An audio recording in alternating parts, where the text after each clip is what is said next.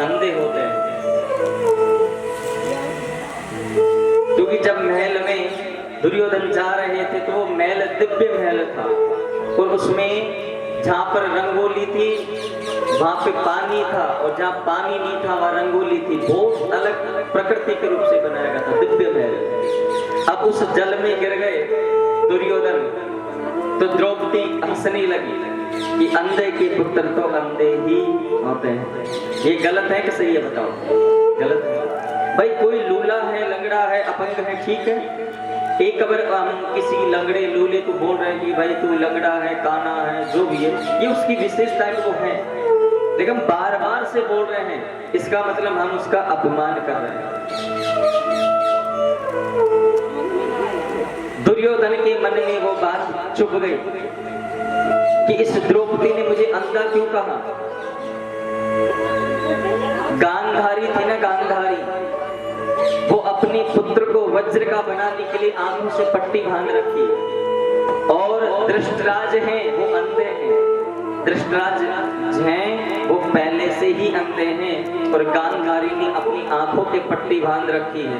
इसी बात के ऊपर तो द्रौपदी ने कहा कि अंधे के पुत्र तो अंधे ही होते हैं। हाँ,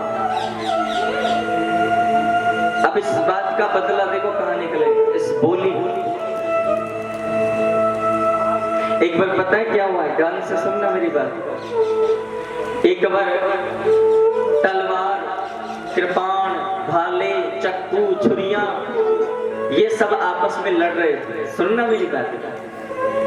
तो आपस में लड़ रहे थे तो जो शब्द होते हैं, शब्द, वाणी, ये वाणी बैठी बैठी सुन रही थी। तलवार कहती कि मेरा जो घाव है ना बहुत बुरा है।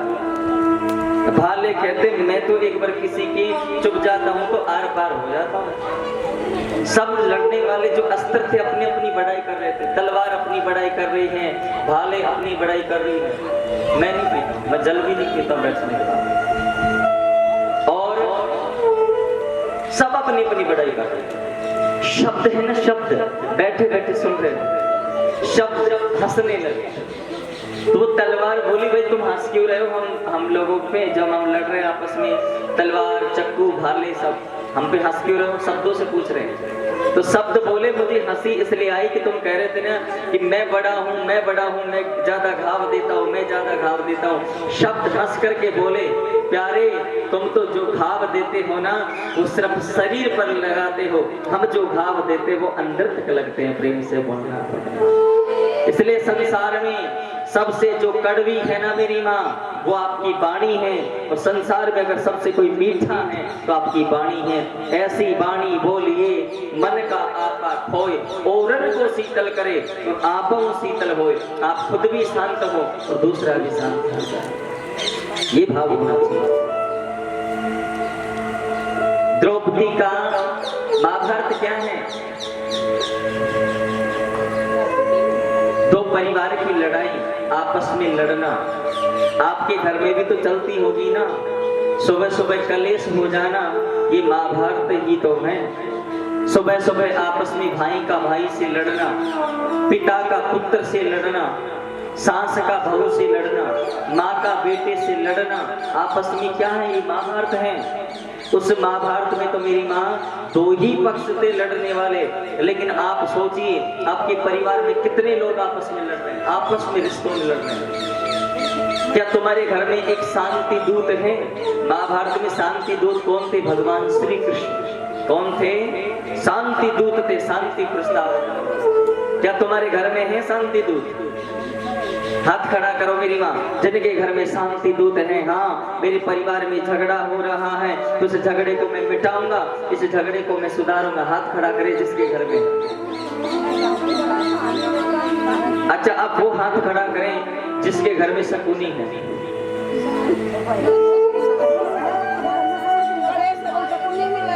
हाँ, शकुनी तो होंगे ना भिड़खाने वाले, आपस में परिवार में फूट डालने वाले। भाई मेरी बात सुनना मेरी माँ, शांति दूत नहीं मिलेगा परिवार में। शांति दूत कौन है? जो भक्ति करता हो, भजन करता हो, आस्था रखता हो, ठाकुर जी की कथाएं सुनता हो। और शकुनी वो हैं जो आपस में ही परिवार को गिरा रहे। मामा शकुनी ने तो कौरव पांडवों के बीच में युद्ध कराया था। द्रौपदी की लाज भंगा किसके कारण हुई? बोलो, शकुनी के कारण। क्योंकि आप लोग, मेरी माँ, कभी भी मन की नहीं सुनते, खुद की नहीं सुनते, भगवान की नहीं सुनते। दूसरा जो गलत बता रहा है वो भी सही है, और जो अंदर के भगवान बता रहे कि ये गलत है, वो तो आपको सही लगने लग जाता है। ये भाव है आप लोग।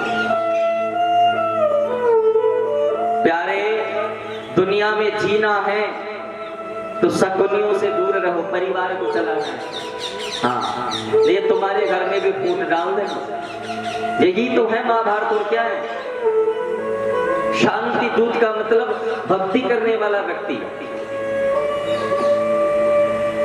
महाभारत का युद्ध 18 दिन चला, और भक्तों को महाभारत के प्रसंग में चौसर का खेल खेला गया, जिसमें कौरव और पांडव दोनों बैठे हैं। ध्यान से सुनना प्रसंग। कौरव और पांडव दोनों बैठे हैं। जब पांडव हार गए तो द्रौपदी भगवान से कहने लगी, प्रभु आपके रहते मेरे 5 पति हार गए। उस गिरिराज पर्वत को उठाने के लिए बल कहां से आ गया है? नरसिंह नानी बाई के यहाँ 56 करोड़ की माया बरसाने के लिए बल कहां से आ गया, जो आज मेरे 5 पति तुम्हारे रहते हार गए। ध्यान से सुनना। भगवान कहने लगे, द्रौपदी आज इतना बड़ा मेरा अपराध नहीं है जितना बड़ा तुम्हारा गुस्सा हो गया है, क्रोध हो गया है। तो क्यों ना करो क्रोध तुम पे, तुम्हारे रहते मेरे 5 पति हार। भगवान श्री कृष्ण बोले, द्रौपदी आपको पता भी है आपके 5 पतियों ने मुझे याद ही नहीं किया। हाँ, जब चौसर का खेल खेला जा रहा था तो दुर्योधन ने कहा कि हमारी ओर से जो पासे हैं हमारे मामा शकुनी फेंकेंगे। तो तुम्हारे 5 पति बैठे थे, 5 में से एक भी तो बोल सकता था, यदि कौरवों की ओर से उनके मामा शकुनी पैसे फेंकेंगे तो हमारे पांडवों की ओर से हमारे कन्हैया पासा फेंकेगा। मैं देखता द्रौपदी तेरे 5 पति कैसे हारते, लेकिन इन्होंने याद ही नहीं किया मुझे।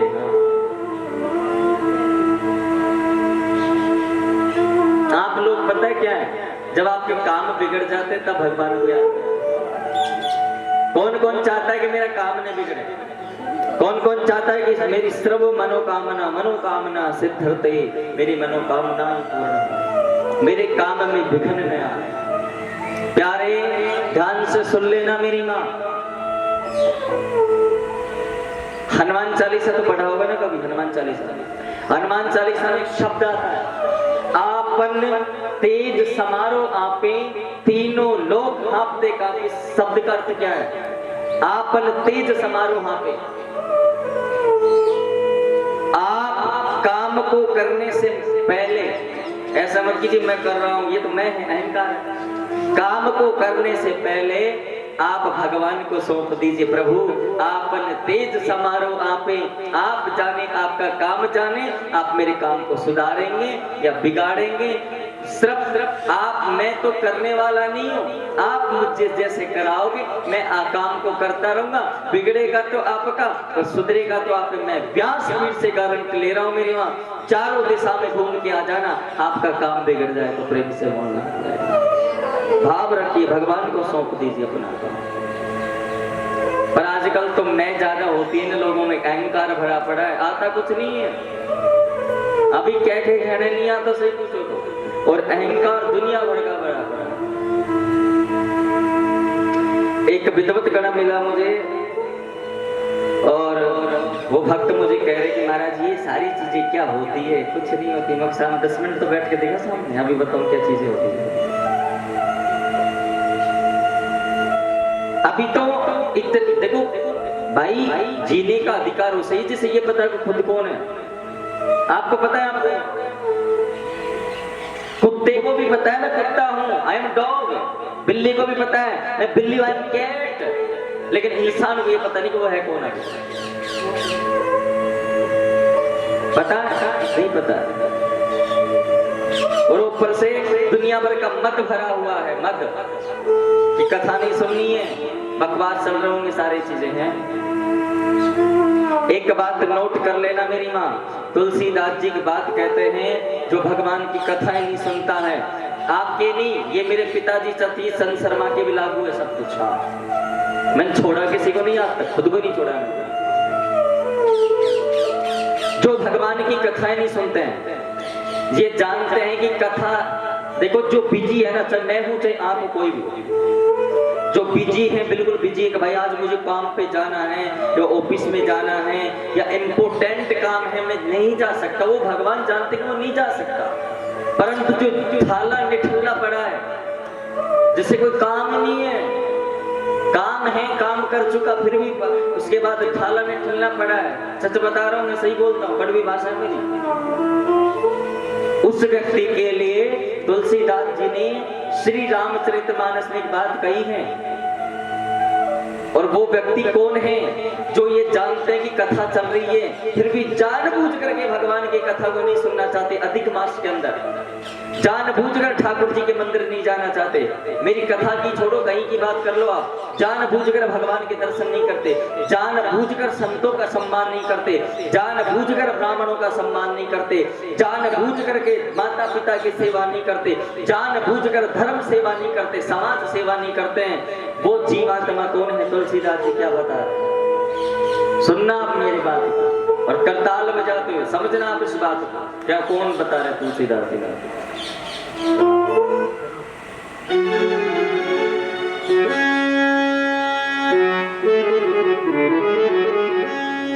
जिन हरि कथा सुनी नहीं गाना,